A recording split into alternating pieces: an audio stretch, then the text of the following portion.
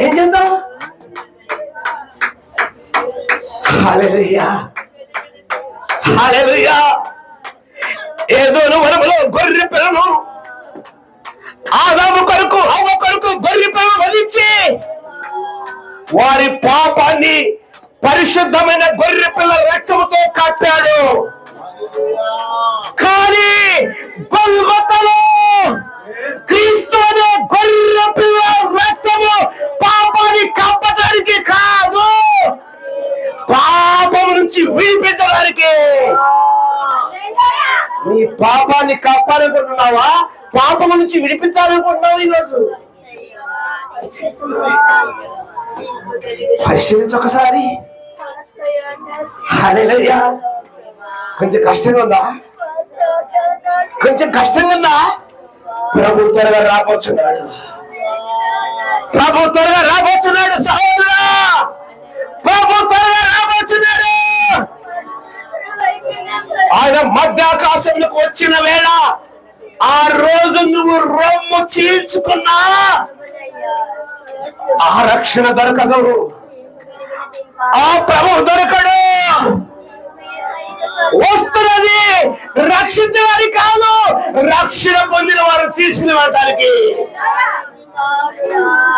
హల్లెలూయా, హల్లెలూయా, హల్లెలూయా. అప్పుడు వల్ల నీకు నీటిలో బాప్తిసం ఇవ్వడానికి కాదు. ఓ ప్రైజ్ ది లార్డ్. నీటిలో ఎవరైతే తమ పాపము కొరకు చనిపోయి తిరిగి లేచిన క్రీస్తు కొరకు జీవిస్తున్నారు, అట్టి వారిని రెప్ప పాదులో తీసుకుని వెళ్ళడానికి రాబోతున్నాడు. దేని కొరకు సిద్ధపడుతున్నా? దేని కొరకు సిద్ధపడుతున్నా? నిన్ను పిలిచిన వాడు పరిశుద్ధులు, పరిశుద్ధులు సహవాసములకు పిలుస్తున్నాం.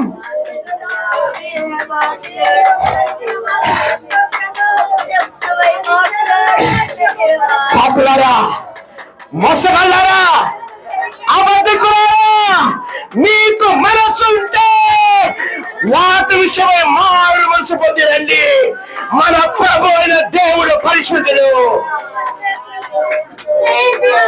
సహవాసానికి పిలుస్తున్నాడు. ఈ ప్రభు తన సహవాసానికి పిలుస్తున్నాడు.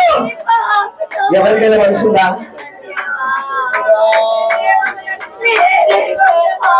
ఎవరికైనా మనసుందా?